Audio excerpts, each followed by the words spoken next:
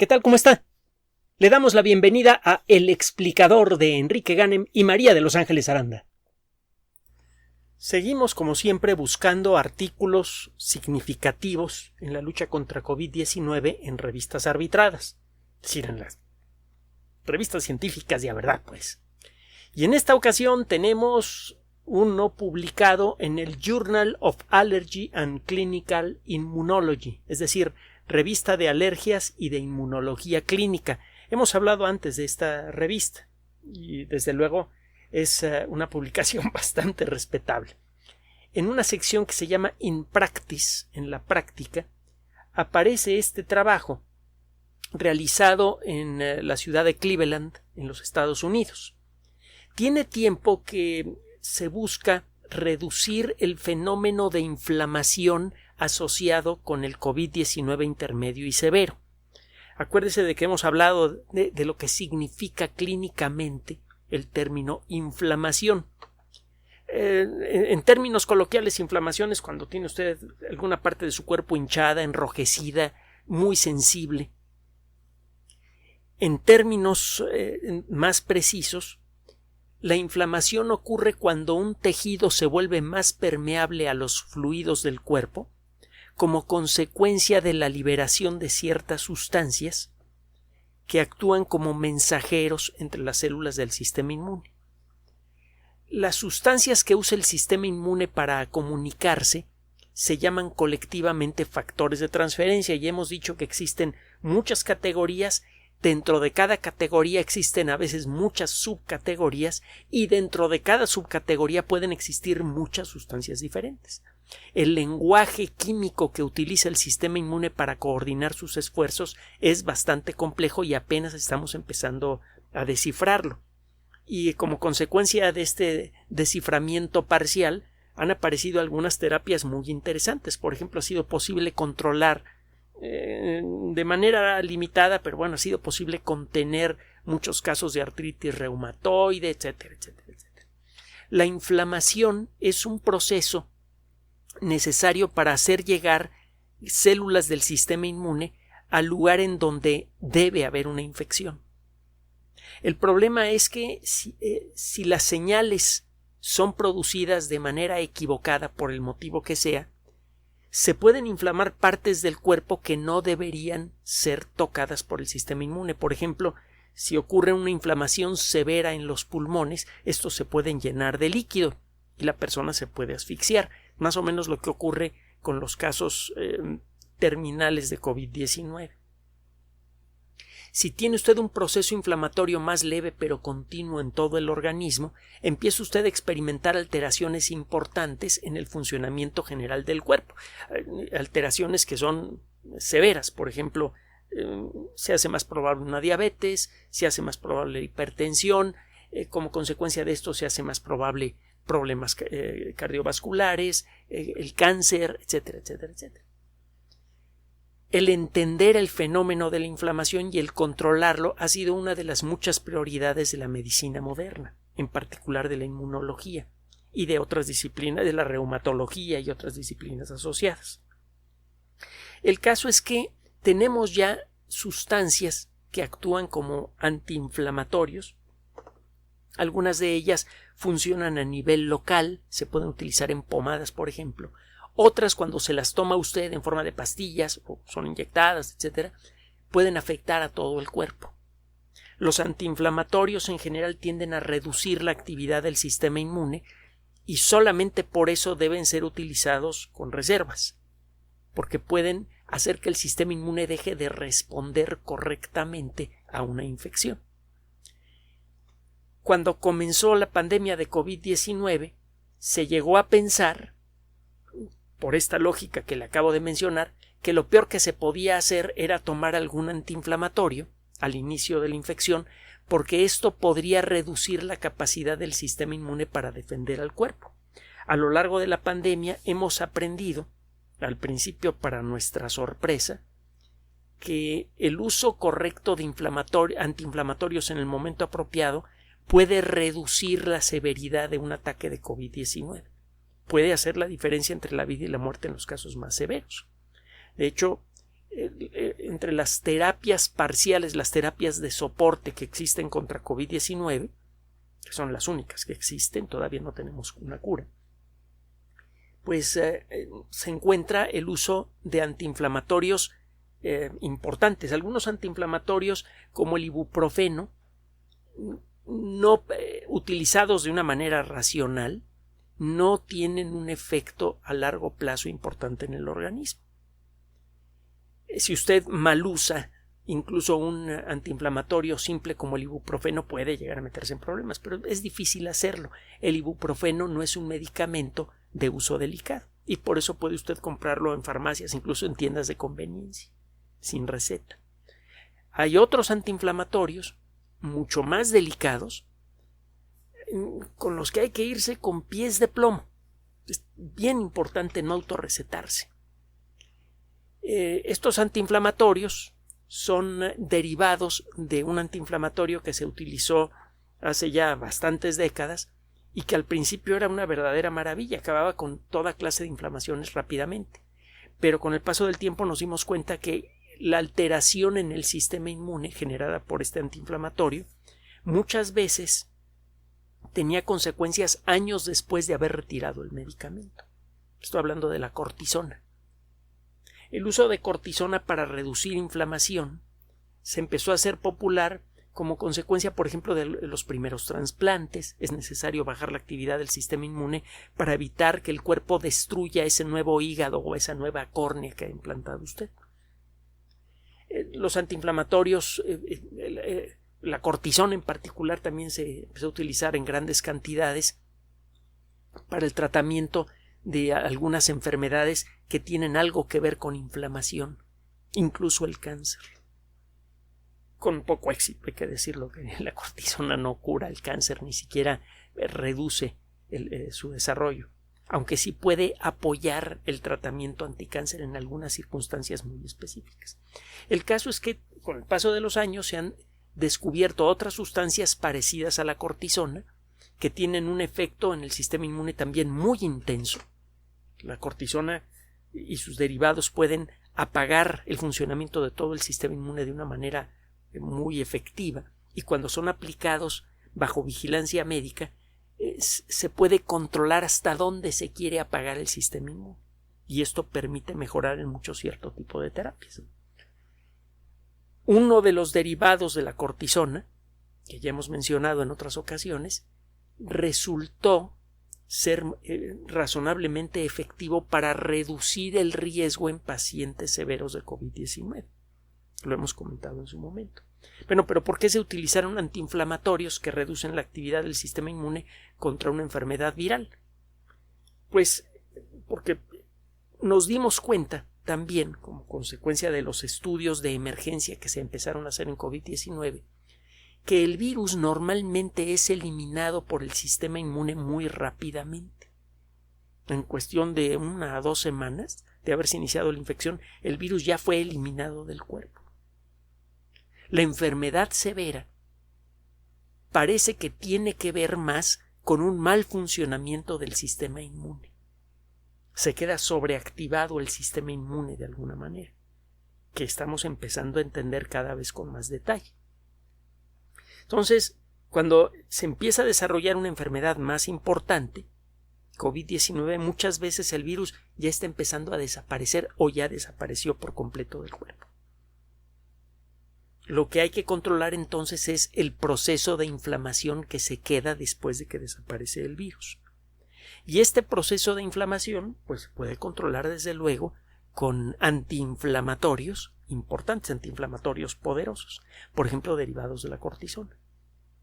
Cuando se empezaron a utilizar estos derivados, se vio que efectivamente, dimos los datos en su momento y las fuentes también, hace ya varios meses, se observó que de cada 100 personas en circunstancias similares que eran admitidas en la sala de terapia intensiva por COVID-19 grave, el porcentaje de personas que lograba superar la enfermedad subía en un 20 o 30%. Pero no es una cura. Hay gente a la que se le aplican estos derivados y de todas maneras su cuerpo no responde o no responde lo suficiente para curarse.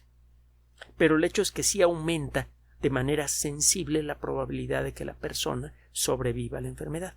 A esto se agregan otras cosas que han ido averiguando los médicos, que incluyen, entre otros detalles, el saber cómo colocar a un paciente de COVID-19.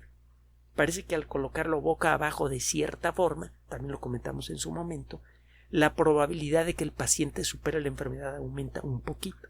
Usted va sumando las pequeñas ayudas que hemos descubierto a lo largo de estos meses y eso ha aumentado de manera sensible la probabilidad de supervivencia de la gente con enfermedad grave.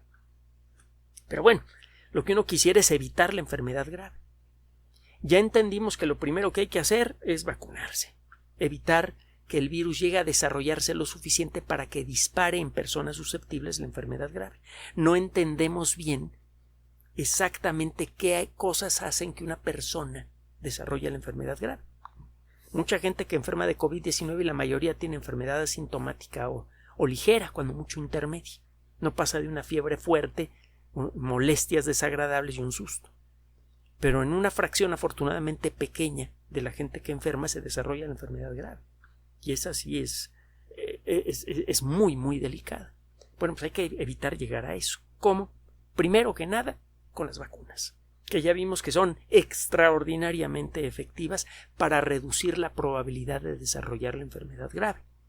Pero bueno, ¿qué más? De eso trata el trabajo del día de hoy. La gente que llega con síntomas de COVID-19 a una clínica muy probablemente ya eliminó al virus o lo está eliminando activamente. Lo que está empezando a ocurrir en esa persona es que el sistema inmune está funcionando mal. En algunos casos, afortunadamente también la mayoría, el sistema inmune funciona mal un ratito y luego como que agarra la onda y la persona se recupera de la enfermedad intermedia. Tanto las personas, cualquier persona que desarrolla síntomas de COVID, en particular enfermedad intermedia y severa, son candidatos al uso de antiinflamatorios. Estos se pueden dar en forma de pastillas, en forma inyectada, pero tiene tiempo que los médicos que estudian distintas enfermedades, no solamente esta, están muy interesados en la vía nasal. Si usted explora en dónde tiene sus cuarteles celulares el sistema inmune, va a encontrar que hay muchos de ellos en los puntos en donde el interior del cuerpo entra en contacto con el exterior. El sistema inmune está hecho de un tipo peculiar de células que colectivamente se les llama glóbulos blancos. Sabemos que hay varias categorías, etc. Además del sistema circulatorio por donde va nuestra sangre, hay un segundo sistema circulatorio, probablemente ha oído hablar de él, el sistema linfático, que incluye conductos casi tan grandes como algunas de las arterias más grandes de nuestro cuerpo. Estos conductos se van ramificando igual que las arterias y las venas hasta formar unos tubos muy delgaditos. En algunos puntos de este sistema circulatorio secundario existen unos engrosamientos que tienen características muy peculiares. Cuando los estudia usted, cuando hace usted un corte histológico, hace usted una rebanada cuidadosamente planeada de estas estructuras y las observa con la ayuda de colorantes especiales, usted puede distinguir tipos de células muy peculiares allí. A estas cosas se llaman nódulos linfáticos. Es allí en donde se encuentran muchas de las células importantes del sistema inmune, son como una especie de cuartel celular, que por cierto, cuando es invadido exitosamente por algún agente infeccioso, hace chuza con todo el cuerpo, porque comienza haciendo chuza con el sistema inmune. Eso es lo que pasa con la peste bubónica, porque todavía hay casos de peste bubónica incluso en los Estados Unidos, aunque son rarísimos. Y ya sabemos cómo tratarlos con antibióticos, con un tratamiento de caballo, pero se puede, en principio. Bueno, el caso es que si se llegan a meter las bacterias de la peste en los nódulos linfáticos, destruyen todo lo que hay adentro y comienzan a reproducirse. Estos nódulos se hinchan, se enrojecen y se ponen duros y duelen mucho. Estos nódulos, que son abundantes, por ejemplo, en las ingles, en los sobacos y en otras partes del cuerpo, en los casos de peste bubónica, se hinchan mucho y se vuelven muy dolorosos y se ven como unas bolas de color feo que se llaman bubones, de ahí el término peste bubónica. Bueno, el sistema inmune entonces tiene células que se encargan de la defensa del cuerpo. Si usted quiere llegar rápidamente al sistema inmune, por ejemplo, con el principio de una vacuna, recuerde que una vacuna es un mecanismo molecular para entrenar al sistema inmune a defenderse contra un virus o una bacteria o algún otro agente infeccioso. Bueno, si quiere llegar rápido con un principio de vacuna al sistema inmune, una vía natural es a través de la nariz. Por eso hay varios equipos de investigación que luchan por desarrollar vacunas intranasales contra COVID-19. Si llegan a tener el dinero suficiente para hacerlo, podrían crear vacunas mucho más efectivas, potencialmente mucho más efectivas que las actuales. Ya lo hemos comentado también.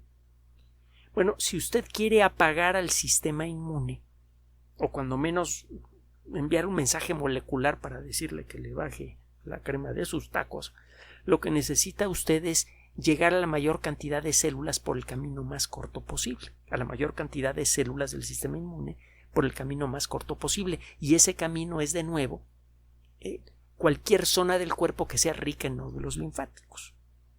En la parte final del tracto digestivo hay muchos nódulos así, y un supositorio podría producir ese efecto.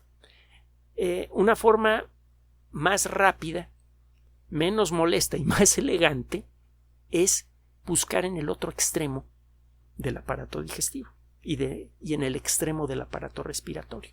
En la nariz, en la garganta, en la zona general de la boca hay muchos nódulos linfáticos. Si usted aplica allí un antiinflamatorio, es más probable que éste tenga un efecto más rápido y completo. Cuando menos con esa idea han trabajado muchos investigadores.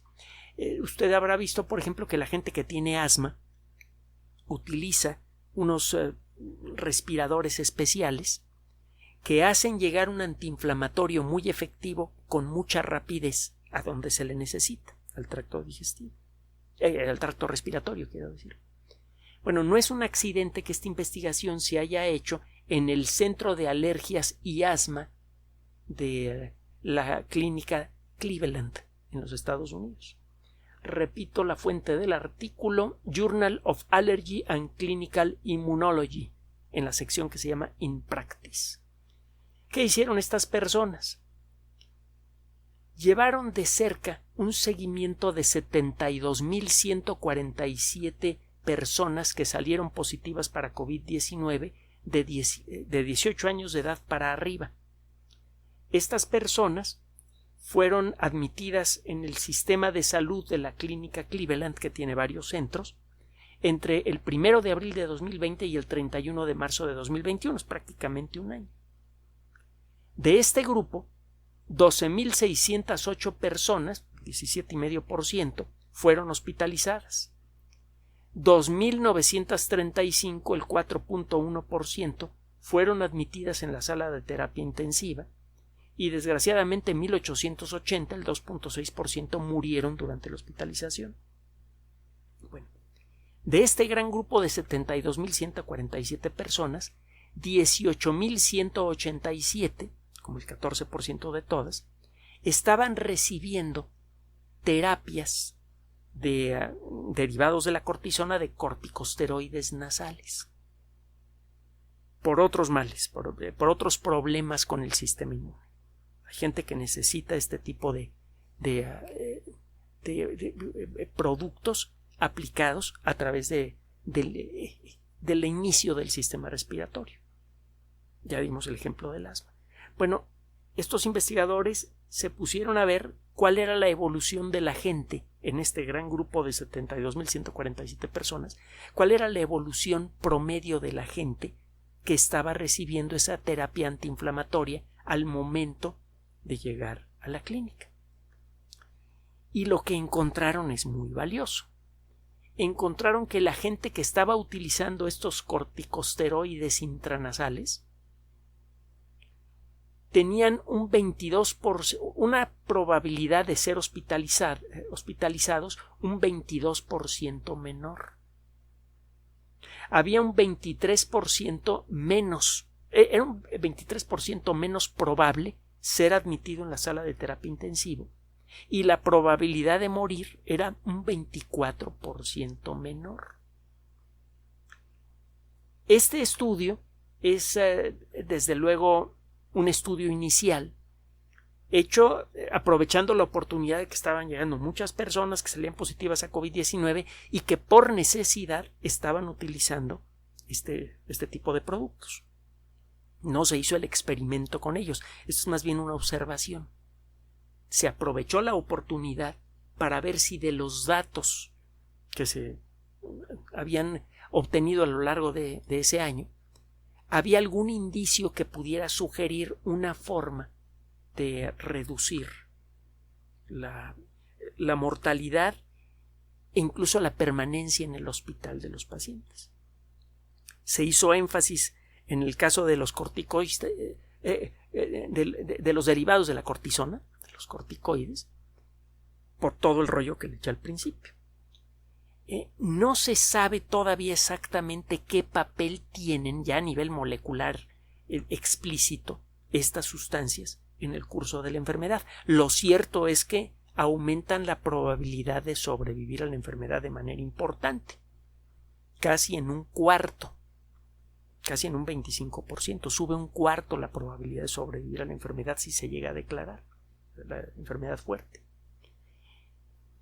Se cree que los corticoides intranasales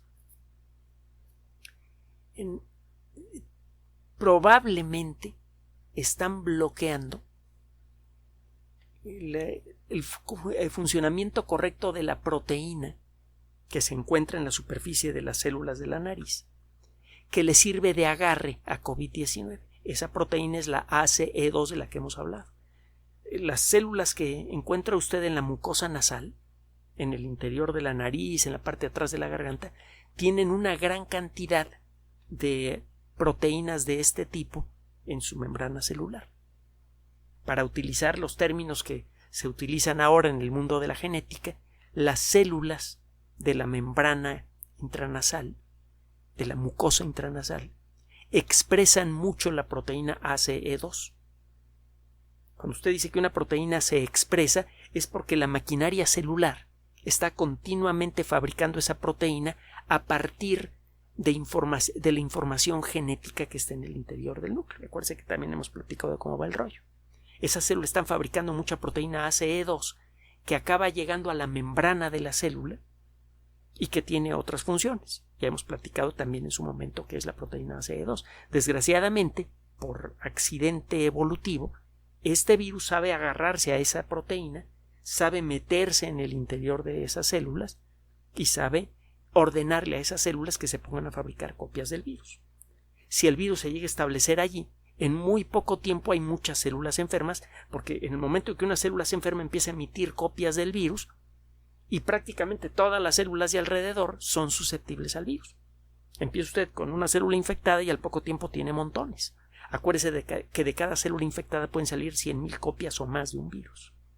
Entonces, lo que se cree es que los corticoides intranasales estorban el funcionamiento de la proteína ACE2. Y como consecuencia de eso, el virus no se puede aferrar bien a esa proteína. Pero exactamente cuál es el funcionamiento de este medicamento en este proceso en particular, no se sabe. Lo que se sabe como consecuencia de esta observación es que la gente que por necesidad está utilizando esos medicamentos, cuando llega al hospital, tiene una probabilidad mayor de sobrevivir a la enfermedad. Tiene una probabilidad mayor de que la enfermedad no pase de intermedia.